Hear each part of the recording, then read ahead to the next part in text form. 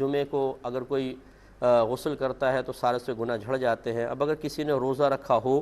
اور وہ یہ سوچے کہ چلو میں رات میں ہی غسل کر لیتا ہوں کیونکہ دن میں پھر میں ناک میں پانی نہیں چڑھا سکوں گا، غرغرہ نہیں کر سکوں گا، تو فضیلت سے شاید میں محروم ہو جاؤں گا، تو اس لیے رات میں کر لیا جائے، کیا فضیلت حاصل ہو جائے گی؟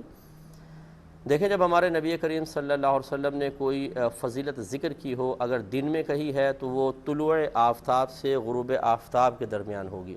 اور اگر رات میں فرمائی ہے تو غروب آفتاب سے لے کر طلوع فجر تک پوری رات میں وہ عمل کریں گے تو فضیلت حاصل ہوگی۔ لہذا جمعے کے دن غسل کی جو فضیلت ہے وہ حاصل ہی اس وقت ہوگی جب انسان صبح کے ٹائم میں یعنی فجر کے بعد غسل کرے گا۔ اس پہ میں کلام یہ ہے کہ جمعے کے دن میں ہی وہ غسل کریں گے تو فضیلت پائیں گے، رات میں کی تو یہ فضیلت حاصل نہیں ہوگی۔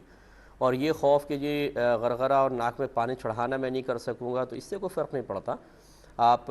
مطلب مکمل طور پہ پانی بہا لیں جسم پر تو غسل کمپلیٹ ہو جائے گا اور انشاءاللہ اس فضیلت میں سے حصہ ملے گا۔